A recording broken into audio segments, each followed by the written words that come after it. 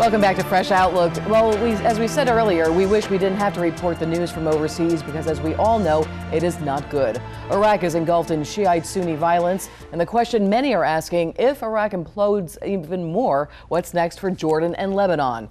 Meantime, as the Middle East escalates, Russia's assault on Ukraine is at its most critical juncture. To discuss more, we welcome Daniel Friedman, Professor of International Relations at Drexel University, and Rear Admiral Robert O. Wray. He is the CEO of Blue Star Veterans Network. He joins us now in our D.C. studios, and it's always good to see both of you gentlemen. Thank you for being here. Good to be back.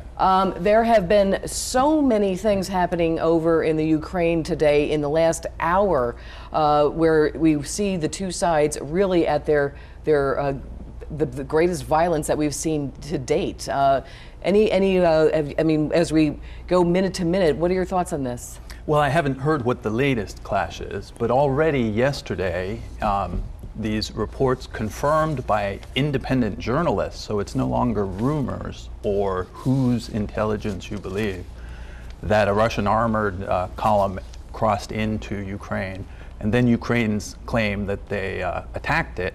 That's the biggest direct violence between Russia and Ukraine yet in this now 4 or 5 month long simmering conflict. And of course, Russia has called this the Ukraine report a fantasy. Okay, you know, look, we have talked about Putin so many times, but you know, this is a reality, and he has said this many times.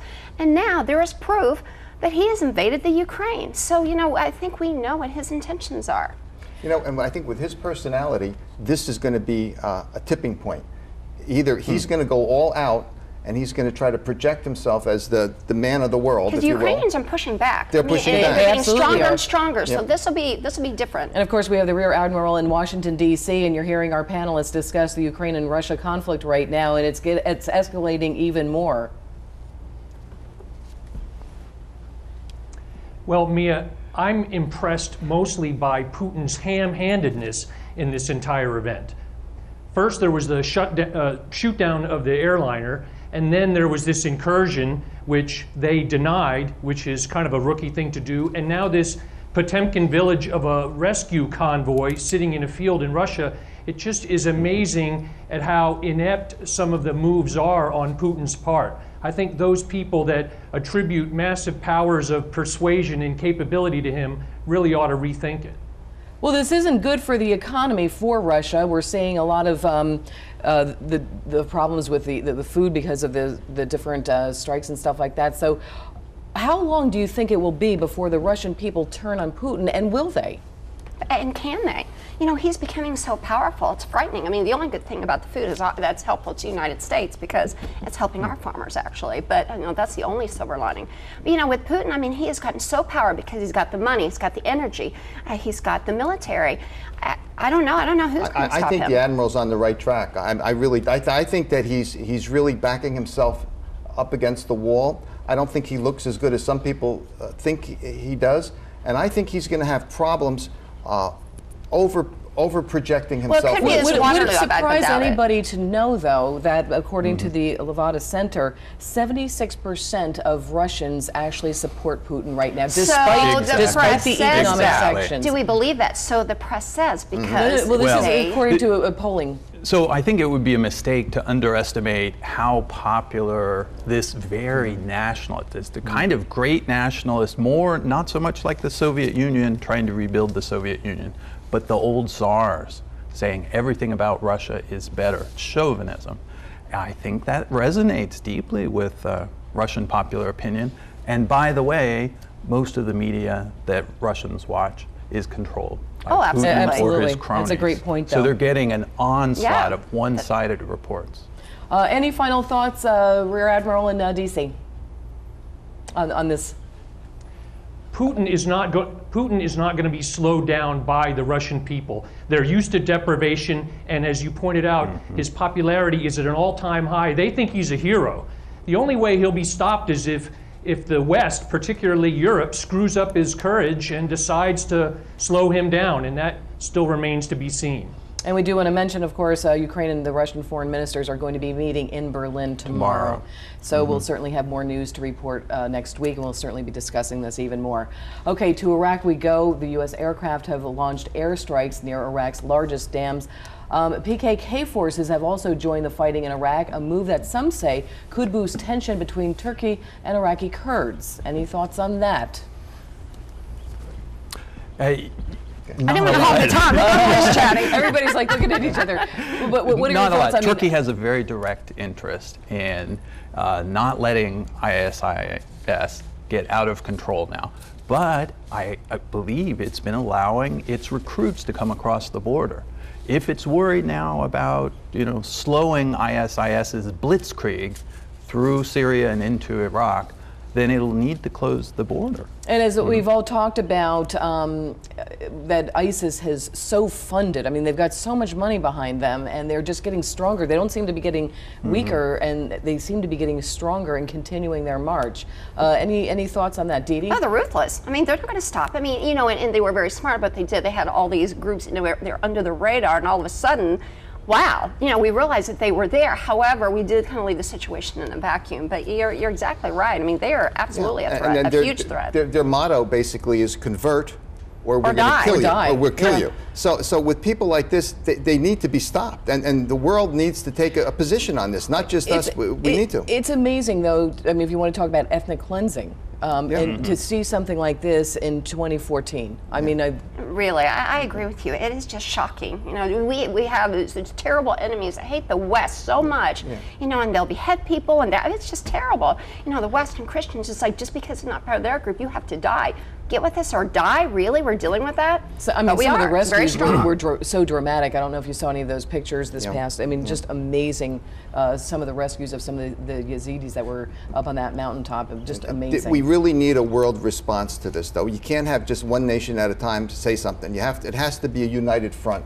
And Admiral, you're hearing us talk about Iraq right now and just everything that's happening over there. Just the power of ISIS and how they continue to be so well funded and continue to grow. Well, they are well funded, and they have a tremendous amount of military equipment, which they took when the Iraqi army basically vacated the scene in northern Iraq. That equipment will go away and break eventually, but the money will remain, and their means of gaining money will remain. And as you pointed out earlier, 1,400 years ago, groups like ISIS existed in the Middle East, and they were killing Christians who refused to convert to Islam. And here we are this week, a Muslim group killing Christians who refuse to convert. It's hard for us Americans to understand that span of time. Those of us who are looking for quarterly earnings reports and 5-year solutions. We just have to be patient here, and patience is not something that we're good at in the U.S. And one thing we do want to also mention that, of course, the majority of Muslims are condemning the acts of ISIS vehemently. So we do also want to talk about Turkey. Absolutely. Prime Minister Erdogan became the country's first popularly elected president this week. He received 52% of the vote, averting the need for a runoff. Now, the result has bolstered Mr. Erdogan's tight grip on power and prompted further worries about the future of Turkey's shaky democracy. When you saw this, I mean, despite all of his issues, and there were some scandals, he rose to power again, and in his 12 years, he's been elected 9 times. Yeah, he has mastered the election circuit, and working on politics and campaigns. I don't know, I've always thought it was a little fishy, because he has such control over the media, over the judiciary, over a lot of things that can affect the election, and is it real or not? I don't know. However, he is there, and now he needs 2/3 of the parliament to up his power to be more of an executive branch president instead of one that really doesn't have a lot of power, actually. And he may get it. And I don't mean to cut you off, but we have 2 other things that we need to talk about very quickly here as well, because there's been so much happening around the world. We all, of course, heard about this week. 100 boys were abducted this week by Boko Haram, Nigeria's militant group. They kidnapped those children, but most were freed by security forces from neighboring Chad. Now, the name of the group, of course, as we all know, means Western education is a sin. The group is active in the north of Nigeria and wants to impose Islamic law as the only law in Nigeria. What about attempts to rescue the girls? Remember those girls that they had the online promotion to bring them back? That appears to have been stalled for a while. Weak leadership.